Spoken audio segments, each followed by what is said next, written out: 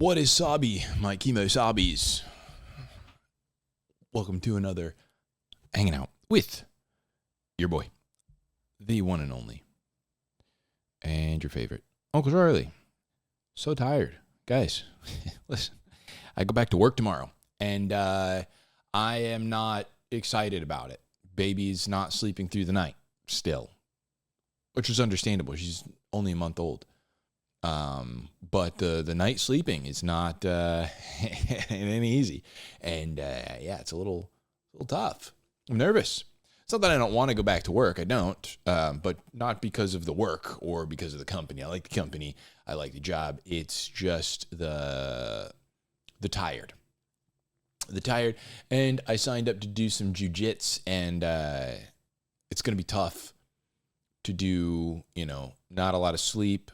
Work, shadow band podcast, jits, reading the Bible story channel now, and then also, editing things and just trying to get everything going, and also, be a dad, be a husband, with and raise this young baby. So pray for your boy. Pray for your boy. It doesn't matter when you're listening to this. It could be 5 years from now. Pray for your guy. Your Uncle Charlie. Yeah, so that'll be fun. But I'm really enjoying, finally, I don't know if I talked about this in the last episode, I'm really enjoying the flow now, the Bible story channel. I've been wanting to do that for a while. I just didn't know how to do it. And finally, I got myself out of it. Everything that I wanted to do was like some sort of creative spin thing.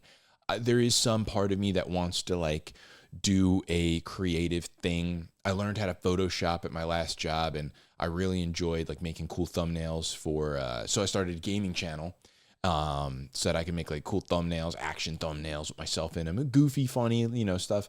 And, I like streaming. I like customizing the background. I made a background where I'm in a car and there's window glass in part of it that you could see. I was able to make a transparent layer in the green screen. It was cool.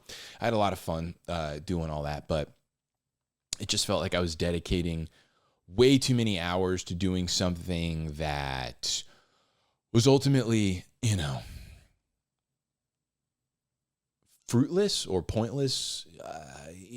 I don't know. Maybe it wouldn't have been, but the amount of time spent doing it, when I really felt like if I've got a talent and I've got the time and the ability to go and make content, why don't I make something a little bit meaningful, and the Lord will do with it as he pleases. I'm not expecting this to turn into anything beyond a few family members, maybe, and my kids one day, maybe listening to this. And that's really all it's for. It's just for anybody who finds it. That's all.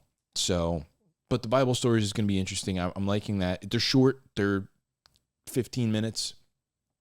And it's just reading a chapter and then just giving a quick breakdown on it.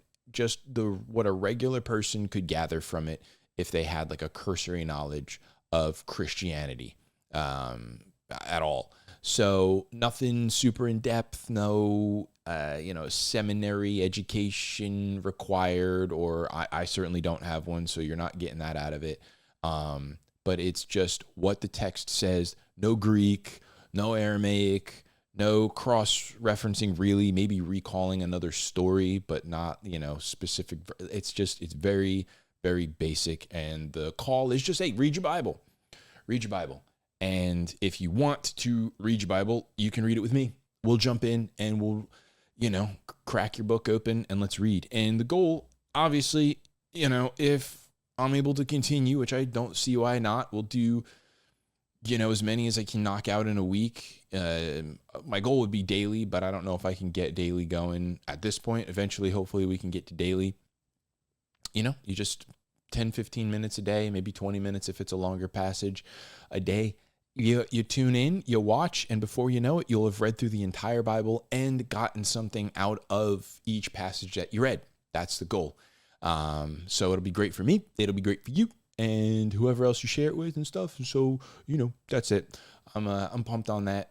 And it finally feels like what I'm supposed to be doing with my time. I had a unique upbringing. I was homeschooled K through 12, and my dad was devout into the word. Church, I didn't miss a single week of church until I was an adult with a job. And I had to work weekends and stuff. So it was a very Bible-focused upbringing, very church-oriented upbringing. My dad read the Bible to us every single night, I don't know, for over a decade straight. So, and then when we got older, there was a lot of deeper discussions that we were able to get into because I had such a wide foundation.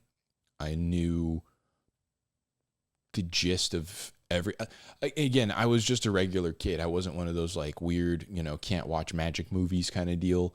Homeschooled kids, ultra super sheltered. I was a little bit sheltered, but reasonably, I was sheltered from actual bad stuff that could influence you to do bad things, or just to have like a warped perspective on the world, or a far too mature and worldly perspective and not be able to filter some things out. Parents did a good job.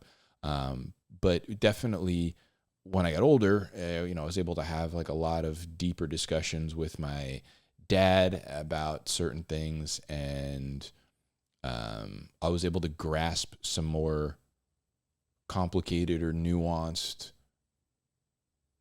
concepts, I guess, in the Bible, Christianity, and so forth. And so with kind of having that sort of upbringing, I just wanted to be able to, contribute in my own way,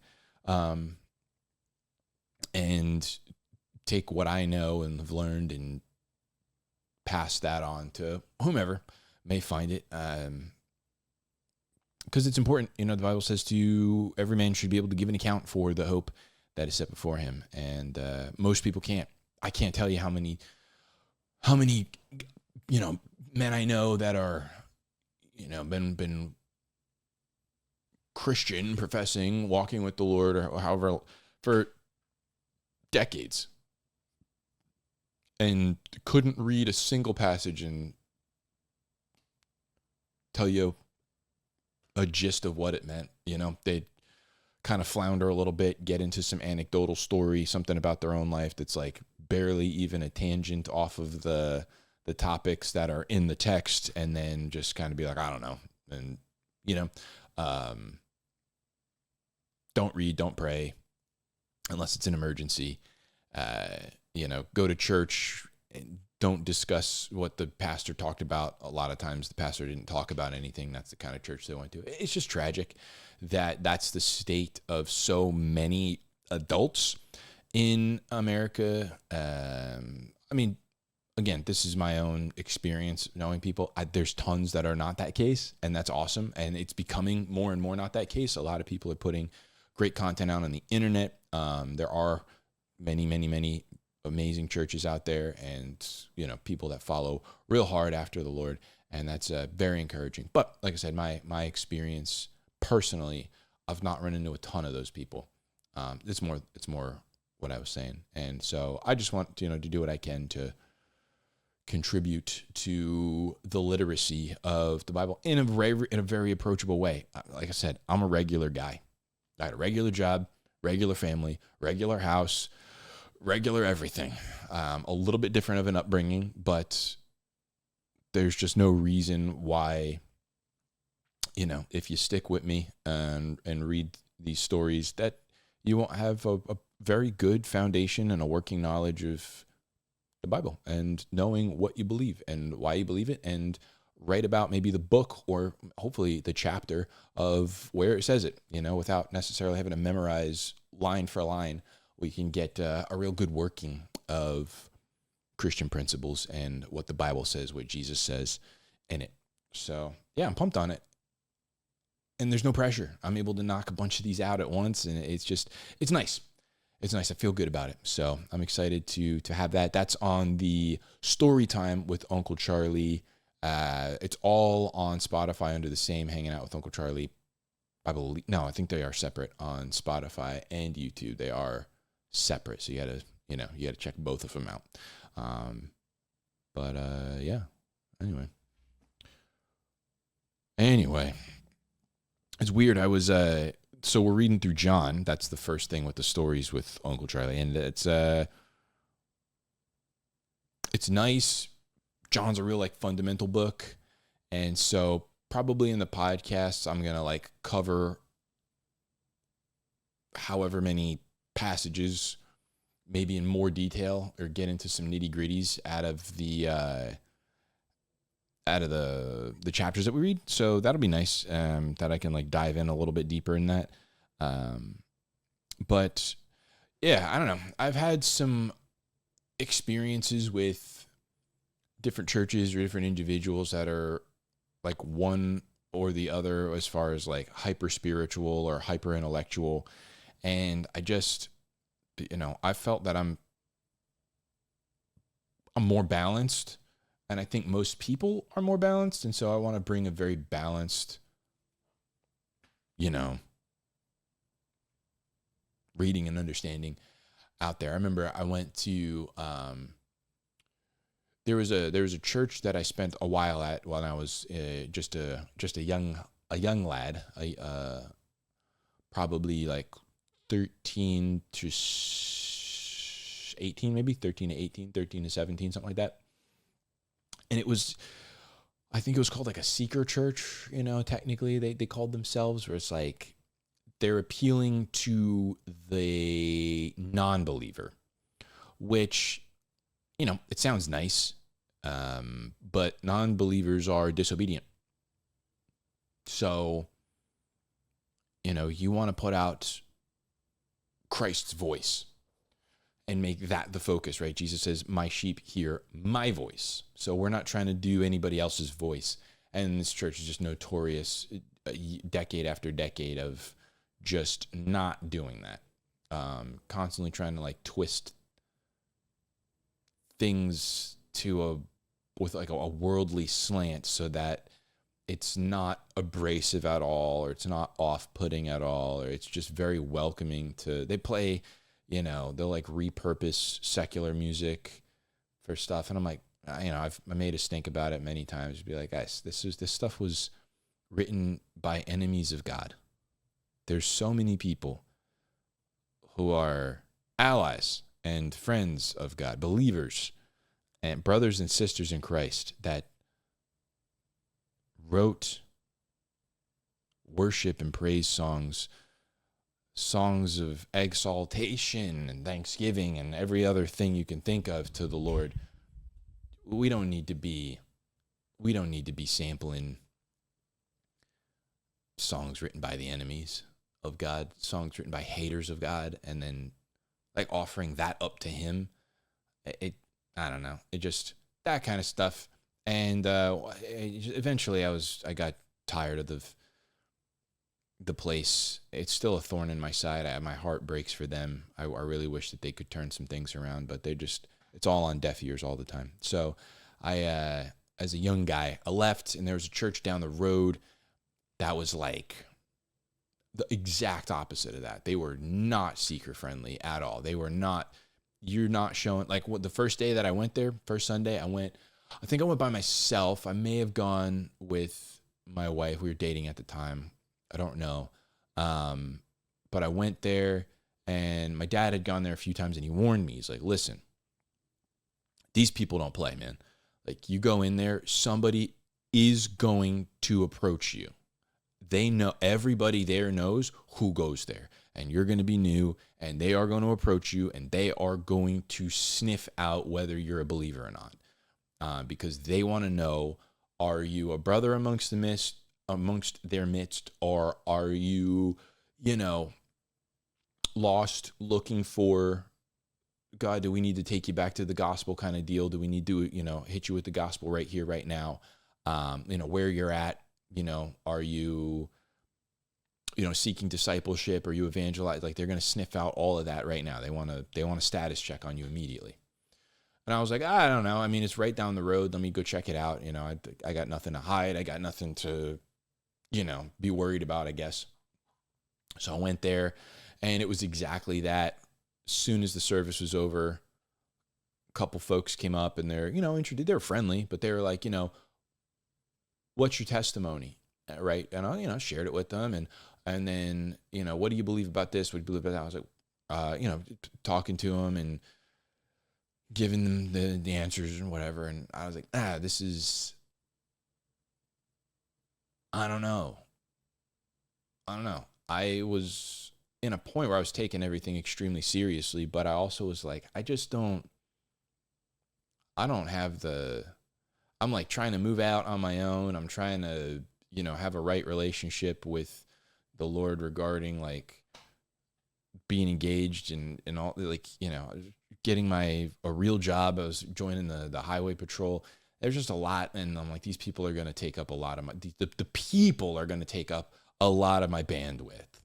And I don't want to go to church and feel like I'm going to get called before a committee and have to, prove my Christianity to these people week after week. I'm just not doing it. I serve the Lord the best I can. It's not perfect, and I want it to be better and better, but I'm not here to prove anything to these people. So I said, I'm out. And honestly, that was probably the last time I had gone to church for a while. I joined the highway patrol, so I was up at the academy for 6 months or something, maybe a little more.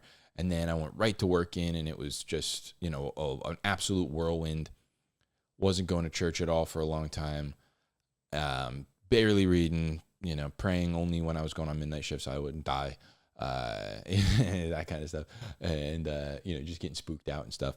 And then it wasn't until much later after I had left the highway patrol and then became a personal trainer.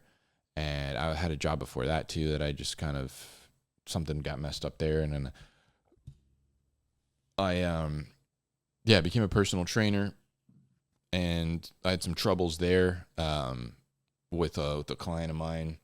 And that was a real like jarring experience. And then I was like, I got to go to, I'm out there. I done messed up. I done goofed up. I got to get my life together. So I went to this other church, and they were like, there was a guy that worked there that was always trying to get me to go to church with him. And finally, I'd gone there. I'd met with an elder, met with the pastor, and I confessed everything to them that was going on. And they're like, all right, well, we got to fix some things, man. We got to fix some things. You got to start taking this seriously now. Like you're a full adult now. Like the last time you were really devout or whatever you were going to church, you were 17. You're now 27 or something. You gotta get it together, man. You gotta figure out what it is you're gonna do. Or maybe I was probably like 20. But yeah, you gotta grab this relationship of yours with the Lord by the horns and take responsibility for it. And, either follow or don't. Now it's time to like put up or shut up. And they were great people. They were so great. I went to a getting to know the church deeper, like one of those like 12-week things you go after. And that was cool. I went there every night, and not every night, however many times a week it was. And then it was nice. It was nice. And just learning what they believe about certain things where there might be a little bit of a divide or gray area on. It was generally fine. And just great prayer, great everything. And then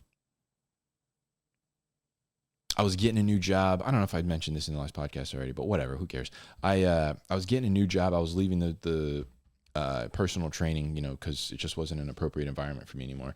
And I just took this job randomly. I was like, I just got to get out of here. And it was too far away. I didn't have a vehicle that could make it there. I prayed with some of the guys at the place. And then one of them just brought me a car. They're like, yeah, I've been having this extra car for a bit, and I didn't know what to do with it. I've been praying for the Lord to just bring the right person who really needs it, and it's going to bless them. And man, you showed right up. I heard you praying about this, and I just want to bless you with this. So that was crazy. The place was great. Just absolute salt of the earth, fantastic people. At the end of the the 12 weeks or whatever it was, 6 weeks,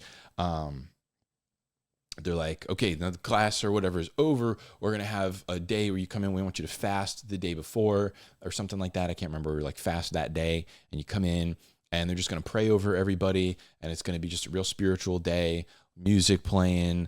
And they're going to, rebuke, any spirits or any energies, whatever, they're going to rebuke those things. You can confess whatever you need to. It's just going to be a pure, like very spiritual day, read passages and read over you, pray over you, all that. So I was like, cool. Sounds great. I'm all about it. And so me and my wife went, and it was not what we expected, because the church, like Sunday morning, everything's, tip top, good worship, very regular worship. The sermons were like so targeted. They were like to me. It was crazy. I was like, because I had gotten to know the pastor a little bit because of, the situation I was in. And so we had a few one-on-one conversations, and I was like, is this guy like targeting me with these sermons? Because they're like, to me, it felt like, but everything was cool. It'd just be worship, prayer, sermon, prayer, leave, just regular church. And then after this thing, though, it was they started doing the tongues and the hooting and hollering, and the ladies are all screaming and gyrating and hyperventilating and all this kind of stuff. It's like super emotional. I was like, whoa, what the heck is this? Like, I didn't know this was behind the curtain. This was just lurking under the surface. And so, yeah, they were like, all right, man, it's your turn. Come on up here. And he like prayed some stuff over me and like, I don't know, put his hand in I can't even remember. I like blacked out. I don't know. I couldn't understand or hear anything that he was saying. I don't know if like the Lord shielded me from it or something like weird was happening. I don't know, but I don't remember anything. And it kind of just like all a blur. I probably was like half blacked out because it was just so embarrassing and like uncomfortable. And then after all that was over, they were like, all right, we're going to pray. We're going to bless you with the Holy Spirit, and you're going to speak in tongues. I was like, man, dude, I always wanted to know if this was like possible. And it'd be so cool if it was. It would be so cool if it was. So I was like, all right, I'm down, dude. I'm down. I've heard about this. I've heard some people in this church mention it. I've not seen anybody do it, but I'm ready. Like, if this is a thing, I'm ready. I'm open to it. So then they're like, all right, man, just start making some noises. And I was like, well, that's not what it is, right? Like, you pray, and then, the Spirit like rushes upon you and you start whatever. And like, yeah, just, open your mouth and just let it out. Whatever comes in here, just let it out. And I was just praying just in English, and nothing happened. And they're like, come on, man, just do it. And I'm like, nothing's happening, man. I want to. Mouth's open. I'm sitting there like this. Eyes closed, mouth open, just waiting for something to come out, praying, and just everybody amen this, and they're doing the shaman number ding dongs and all this kind of stuff. And nothing's happening for me, man. I'm sorry. I don't know what's going on. And yeah, I was like, they were like, bro, come on. You got to do something. Don't make us get the pastor over here. And I was like, excuse me? Are you threatening me? Like, you're going to have the pastor come over here and rebuke me for something at this very moment? No, sir. Thank you. I'm going to leave. So yeah, I just kind of packed things up, and I was like, yeah, bring the pastor over. I don't care, dude. Like, I'm not going to fake it. If it happens, it happens. And honestly, like, anyway, we can get to talk about tongues in a different episode or whatever. But I left there that day and was just kind of like, whoa, wow, this is wild. And then I went back for some other class, because the regular services were fine. There was no, hyper spiritual stuff there. And then I went to another after class thing. And I remember my aunt, she's very young. I think she was like not even 40 yet, passed away from cancer. I went up to go visit her before she passed. And I told the guys, that was part of this whole group. And I was like, yeah, I'm going to go up and I'm going to visit her, and just, I want to see her, hopefully the Lord can just heal her and whatever. And they're like, okay, listen, when is it? I'm like, I'm going up tomorrow. And they're like, okay. All right, listen. We want you to fast. Okay, you need to fast and be praying. Fast, it might have been a couple of days. But they're like, we want you to fast. And when you get up there, we want you to rebuke the sickness over her and tell her to get up. Done. You got it. And they were like, and I was like, I'm going to pray, dude. I'm going to do it. So I don't know if I actually fasted or not. I think I did. Yeah, I'm pretty sure I did. And then went up there and I prayed over her. Told her to get up. She didn't get up. She passed a couple days later and went back to the group the next week and sat down with them. And I was like, yeah, thank you guys for the prayers and stuff. Just pray for the family. She's very young. She left very young kids behind. And just I'm happy that her pain is over and she's with the Lord. She's so brave. She was a believer, she's so incredibly brave and faced death fearlessly, and was just a real model for the rest of us, facing some uncertain and scary times like that. And they were like, dang it, man. Sorry to hear that. I wish we could have sent someone else up there with you to actually pray. We might have. And then he didn't finish the sentence. And I was like, get the heck out of here, dogs. Are you kidding me, man? Are you saying that you wish someone else went up there to mumble over her and she'd still be alive? Because God doesn't hear my prayers. They're not powerful enough. I was like, bro, I'm out of here, dude. I'm out of here, bro. I can't deal with this hyper spiritual stuff. This hierarchy now, your prayers are more potent and powerful than mine because you're goofing around, honestly. And but it was just, I don't know, it wasn't great. And then shortly after that, I was home, and the church, the real, Approachia church, they had some evangelist guys show up at my door, and I don't live close to there, not that close.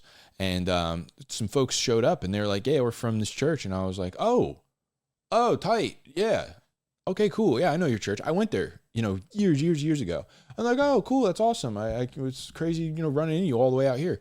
And I was like, yeah, that's whatever. I invited them inside and stuff. And they were like, so, what church are you going to now? And I was like, I'm going to this church. And they're like, okay, all right. And then, and what do they teach there? And I was like, this is what they teach, it's regular stuff, it's not anything too crazy, nothing woo woo, it's real, whatever's out of the text. It's, I don't think anything heretical or problematic. I mean, obviously they might have some different opinions on maybe baptism or the gifts of the Spirit or something like that. But, it's salvation is pretty cut and dry, pretty standard stuff. And they're like, okay, cool, and then they started doing the thing. They start pressing you. Like, okay, well, what is the order of salvation? And I'm like, this is the reason I stopped going to your church, is because I know what you're trying to do. You're doing the opposite thing of the hyper spiritual people, where the proof that you're a Christian and a believer is that you are ultra spiritual and that you can do this magic trick where you can speak in some unintelligible language and somehow God is understanding that. And you're doing the opposite thing, where the sign that you're a believer is that all the questions and all the, the little terminologies and all the nuances of salvation and sanctification and justification and all. And I'm like, this is nonsense, man. It's nonsense. The sign of your faith is your love. And the sign of the love is the obedience, or the result of the love is the obedience. And the result of the obedience is the faith. And then the result of the faith is the love. And the love is it's the circle, it's the cycle. The more you are of any one of those things, the more you are of all of those things. That's what it is. The belief in what he did and the faith, and that because of what he did, you love him. And because you love him, you obey him. And your obedience manifests more faith. And it just is a cycle that feeds itself. And they're like, yeah, that's all good and stuff. But what about this? And what about that? And just constantly pressing me on stuff. And I sat for like an hour, at least an hour, maybe an hour and a half with these guys in my house, just being like, dudes, I appreciate how smart you are and how you know all the nitty gritty stuff. And obviously I know it too. You're right. We both know the stuff, but I'm not questioning you. And but also I could have just been reciting some stuff off of a sermon. I can just be reciting things to you. I can know the answers and it mean nothing. The same way I can make a bunch of sounds with my mouth, which most people are doing, and it means nothing. It means nothing. So there's no one up. There's no like, I can do this thing, therefore I'm in. And so they were kind of like, dang, dude, we picked the wrong house. And I was like, yeah, you picked the wrong house. And there's like, I've always taken this middle kind of approach where it's like, yes, there are very spiritual elements of Christianity. I prayed in faith. I prayed that I would not only get a new job, but be able to work, all the other things that had to fall into place for me to be able to do that. And all of those things happened. I needed a new job. I was in sin with a client of mine, another client of mine. This guy owned his own company. I became pretty close with him, and he was always saying, like, if you ever need something, if you ever need a job, I would love you to come work with me. It's really cool. It's an experience like you'll never have in your life. You just call me anytime. And sure enough, I call him. He had a person just super randomly quit with no notice, and he needed somebody like immediately. I got it immediately. Couldn't get there. Needed a vehicle. Prayed the next day, that day. Get a car the next day. And it's just a small little sedan, make it up and back it. It's just everything falls into place. I prayed 3 times and done. It's done. Like, so you don't need the extra, God understands English. He understands English. And then I can sit there with these guys and go back and forth playing, intellectual chess with the Bible. And it's like, the only thing that we got out of this is that none of it was important or is an indicator that I'm actually a believer or not, or that I just know some stuff. And knowing all that didn't stop me from doing terrible things and feeling like I wasn't saved at all, and having to get, getting baptized as an adult because I didn't think that the child baptism I had was actually legit. I didn't really know anything. It wasn't like, it didn't mean as much as laying down and dying to my sin like an adult when I really have some sin to die to. So, I was just like, man, you guys don't, you're missing it. You're missing it. And so, yeah. That's like the goal of the podcast now. And the goal of the stories is like, let's be balanced with things. Let's not be too in this like hyper spiritual where like you're looking for like some sort of magical sign of something, and then let's not be so brainy where it's like these abstract ideas and your understanding of them is the indicator of some sort of position with God. It's not. So, there's a middle. There's a tune that you can get in tuned.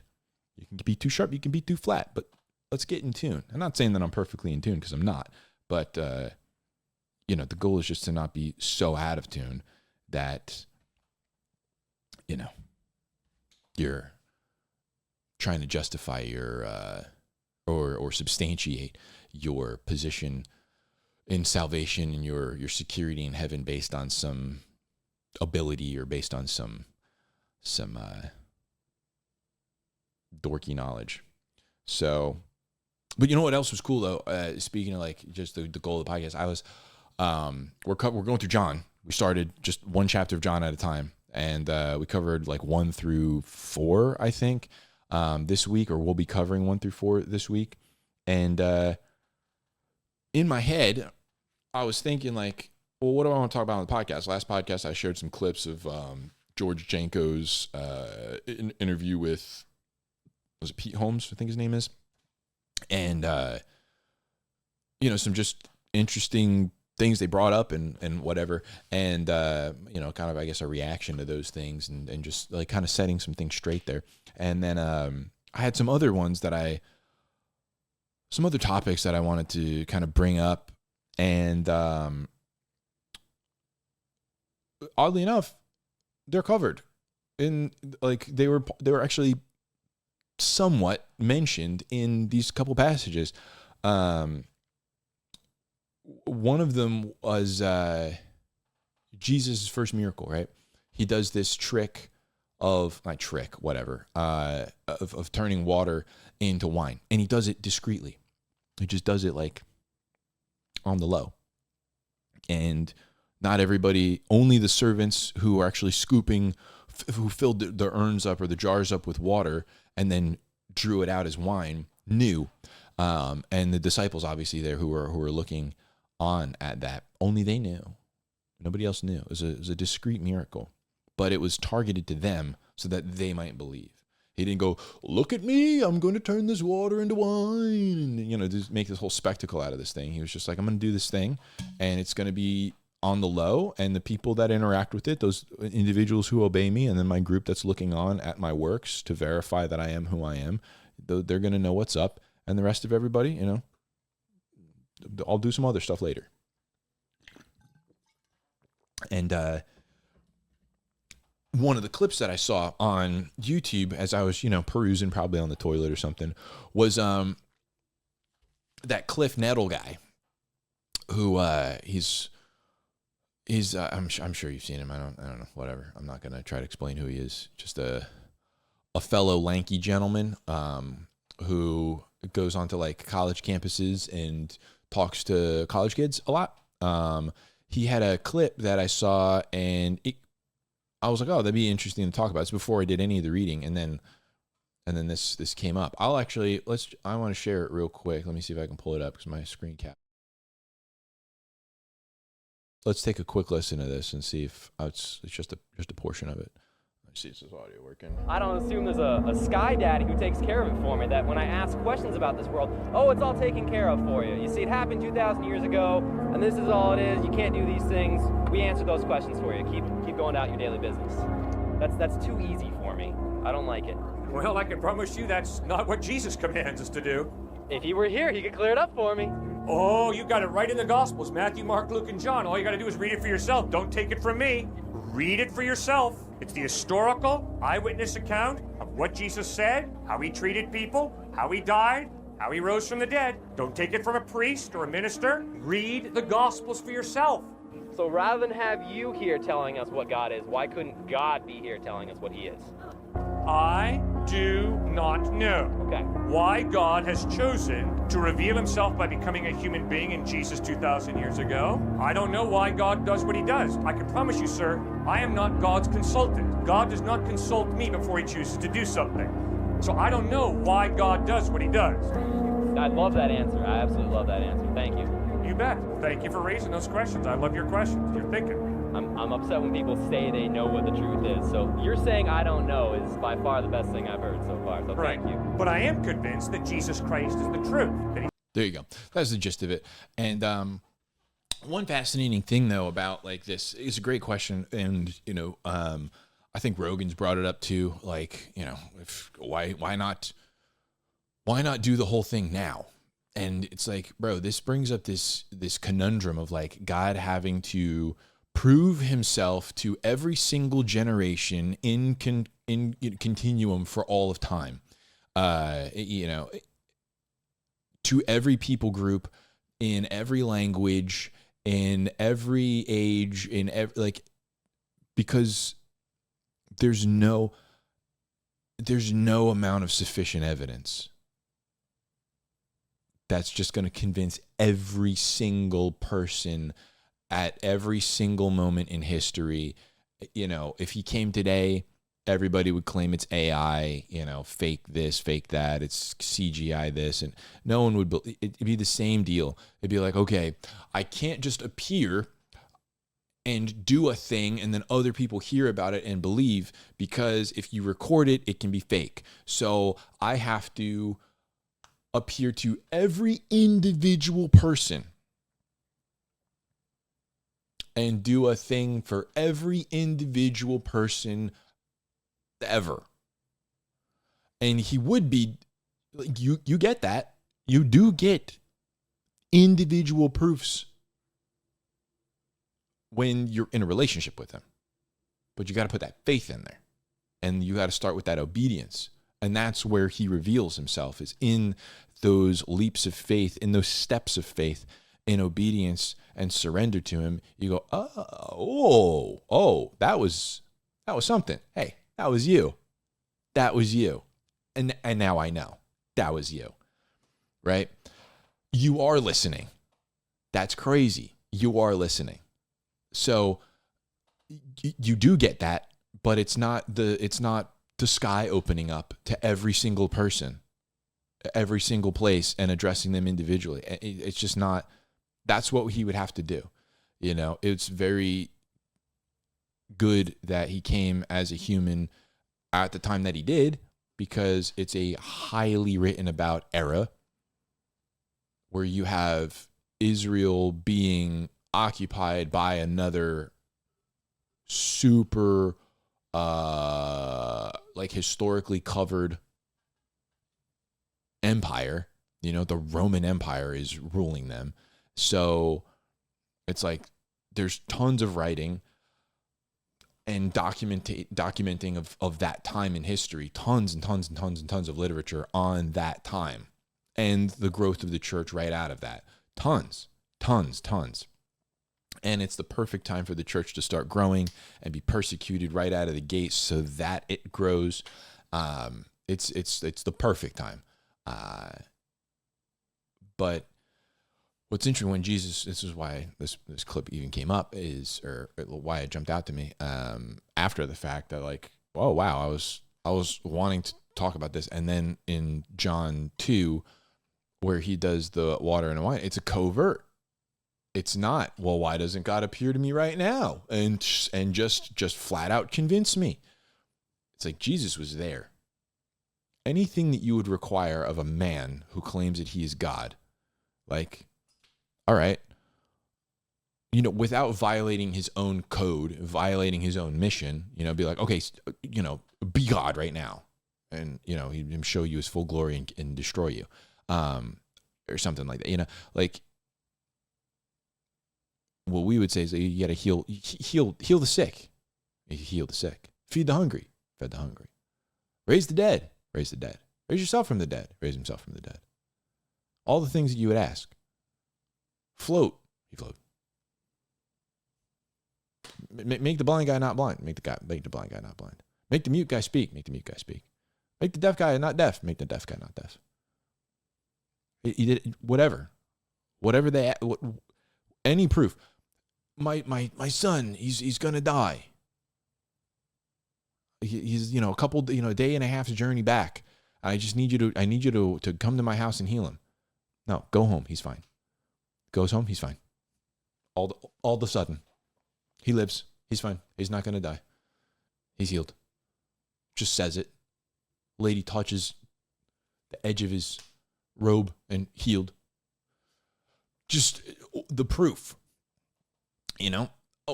What more proof than a perfectly tuned universe? Perfectly tuned at every level.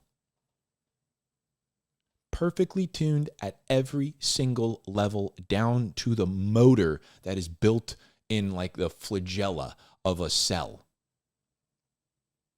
All the way up to the tuning of the galaxy and how it moves so that the stars stay in certain places so that we can navigate and know what season it is. I mean, it's just perfectly tuned at every single level. It's designed at every single, there is nothing, zero things that are random. Everything is on purpose. Everything depends on everything else being exactly the way that it is, or none of it would work. Zero of the things would work. It's wild.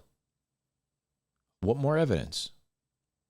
You're the only species, the only thing created on Earth that ponders its own existence and can even grasp the concept of there being a God, and you're just so happen to be the one that God said he made it in his image, higher than the rest of the creation. Oh, what a coinky dink that there's nothing else like you. And you say he hasn't revealed anything. You know what I mean? Like, that is the reveal. You're aware of him, and nothing else is. That's the, you know? So it's a tall order to ask, and it's not realistic, and honestly, it's not going to happen. When it does happen, when you get the grand reveal, it's too late. It's now judgment time, you know, or you're dead, you know, or, you know, you can get into, like I said, God is, whew, dude, I remember getting into, like, you know, little squabbles with the wife back in the day, and just, you know, feeling like, you know, neglected or something, and just being like, I don't understand why you don't, like, you don't talk to me, or you pay attention to me, or whatever it is, and just in my emotions, just being emo and stuff. And then just like a wind of a thought just blows through my head. It's like, isn't that what you do to me? And I'm like, oh, snap, dude. Oh, snap, dude. That was God. The Holy Spirit just told me I'm doing to God what I feel like the wife's doing to me. My relationship with him is out of whack, and perhaps I'm experiencing this so that I'm aware of that. My whole focus is out of whack. I'm trying to make sure that this earthly relationship is right when my heavenly relationship's not right. And if that's out of whack, everything else is going to be out of whack. Whoa. That's happened so many times where I'm like, you know, I'm in the shower and I'm thinking about, you know, some like argument and something. I'm just going to go out there and prove my point. And then it'll be like a thought out of nowhere. Like, my mind is not thinking about the right thing. It's thinking about winning an argument. I'm going to get out of the shower and I'm just going to be like, yeah, I thought about this and then you're wrong. And then it's like, why don't you pray? Why don't you just shut up and pray? What about what I have to say about this? I was like, oh, snap, dude. You're talking to me right now. It's not audible, but my thoughts like transform. You know, it feels like just a breeze just blows by and just changes the way that I'm thinking at the moment, just reorients, like, or my antenna just catches a signal. You know, it's like it's on this channel, and then all of a sudden there's an interruption, and it's like, what about what I have to say? And it's like, oh, whoa, and you get those. And it's like, my mind was not thinking about that. It had no interest in actually being correct. It just wanted to be right. But then truth and being actually correct was like just a wave came over. Just, you get those things. You get the prayers answered, like I said. And that's just one instance. There's been many. There's been many a deliverance. Many. That's just one. You know, with the car and the job. And that's multi-level. You know, that was so many things all at the same time. You know, it's been nothing but that over and over again. So you get those things, but you have to start with the faith. You have to start with the faith. The other thing that I wanted to bring up that I thought was kind of like an interesting thing to talk about was, and back in the day when like Andrew Tate was popping off and like he just had tons of clips everywhere, that he would always talk about like having multiple wives and how that's like something you should aspire to if you're a successful man. Big family, and you have the capability of doing that and all that other stuff. And from a worldly perspective, fine, whatever. But from a Christian perspective, like why that is not the prescription. And I think it's in chapter 3. No, that was Nicodemus. So chapter 4. Hey, see, I'm getting better at this. See, I didn't know this stuff. Until I started reading my own content. So I make my own content. Now I know John chapter 4 is the woman at the well. Oh boy, we're learning. That he's talking, he's like, go home and tell your husband or something like that. I don't remember exactly what it says. I think I actually have it here. Let me make sure I'm not misquoting the good Lord. Go call your husband and tell him to come here. And she's like, I don't have a husband. He's like, you're right. You don't have a husband. You have 5. And the one that you're currently with is not your husband. And that got me thinking, that reminded me of like, I actually wanted to bring up marriage with like multiple spouses, and like why as a Christian that's not something that we do. I was just so happened to be part of the text. I don't know. Is that providence? I don't know. Maybe it is. But on that, I'm sure that there's tons of people out there that talk about like, I think Mormons do it and all kinds of stuff like that. And honestly, like the picture of marriage is anytime that marriage is mentioned in the Bible, most of the time, like when it's talking about like how it should operate, it's always in relation to Christ and the church. And it's very simple. Christ is the head of the church. The church serves the Lord. That's it. And so the husband is the head of the wife. The wife serves the husband, but the husband is a sacrificial leadership. So it's like, Christ is sacrificed himself to save and to make the church flourish, right? And to, bless it and just expand and abound and blessing and all of these things, and to purify it and make it the most wonderful, beautiful thing, in existence.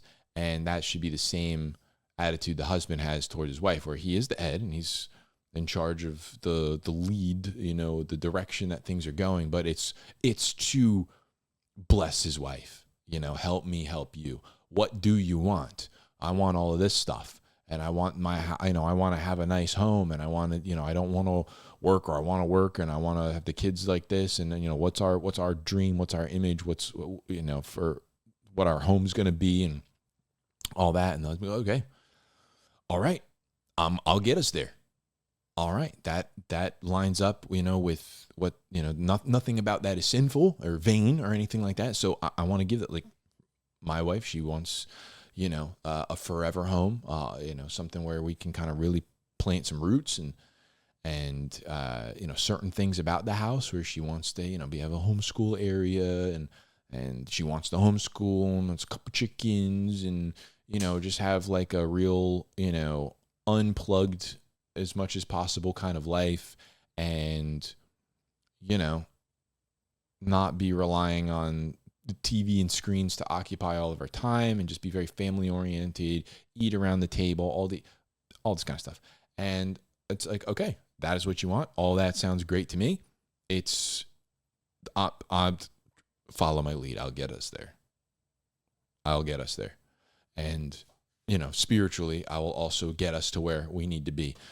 As the spiritually, I'm going to raise some fine young men in the house. I want, certain things to not be present in the home. And that's just, and follow my lead on that. But it's to magnify and give her the things that she wants, and my children the things that they need. So it's this harmonious relationship where it's not like co-leading or co-submission or anything like that. It's not any of that. It's I'm taking it, but it's because where we're going is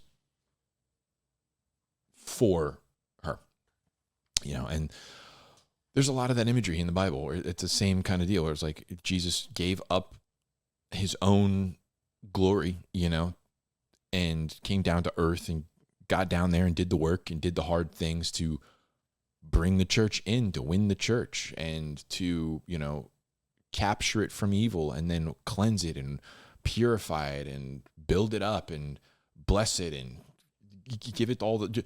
Someone had to invent a printing press and all these different things and translations, and very intelligent people had to come along and be willing to be burned at the stake, and he raised those people up and all this to build the church, build it, and get it across the entire planet. And he did this beautiful thing, and the church serves God. Whatever he says, we'll follow you.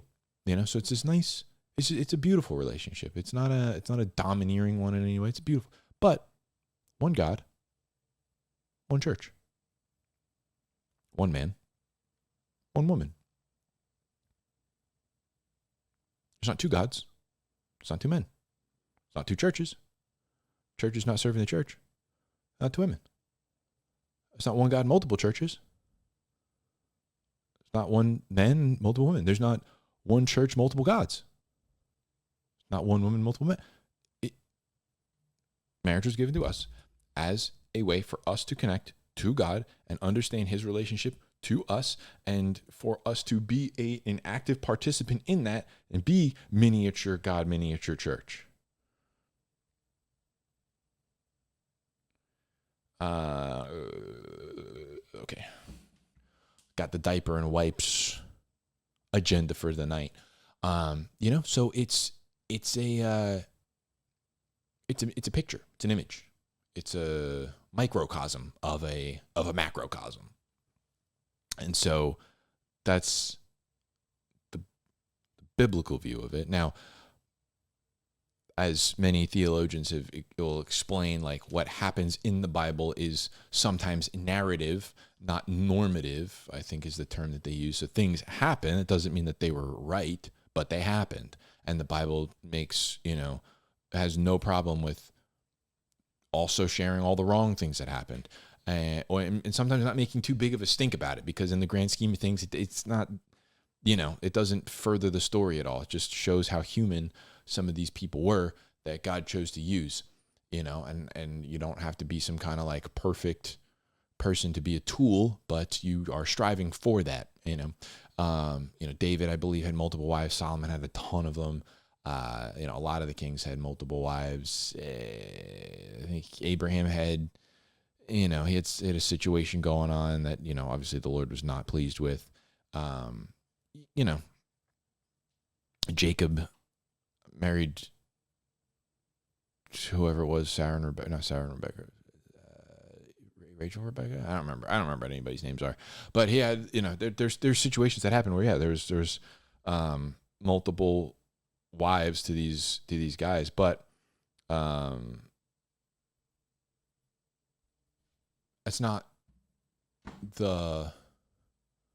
out of line with the picture. That's out of line with the prescription. That's out of line with the illustration that God uses to orient us on how marriage should operate. It's always, man shall leave his father and mother, cleave unto his wife, not wives, wife. Christ is the head of the church, just as the husband is the head of the wife, not wives. It's one God, one church. You know what I'm saying? So that's, other cultures, other religions, whatever, they're going to do whatever they're going to do. But as for us, I believe that it is imperative that we follow the model, and that those things were given to us for a reason. Those illustrations were giving us for a reason, because the ideal situation, right, the one that God created himself, is one-to-one. So that is the he chose that relationship. So it is like, that's the one that he desires. So for us to want what he wants, our relationship should also be in that desire, right? His desire is for one people to worship him. That's it. And so it's, you know what I mean? So it's not so explicitly spelled out, but it also is, because every instance of explaining how marriage works, it's in relationship to one God and one church. So yeah, I don't know. That was the gist of, I guess, what I wanted to. Did I have anything else in my notes that I wanted to cover? I don't know. I don't think so. I think that about that about covers it.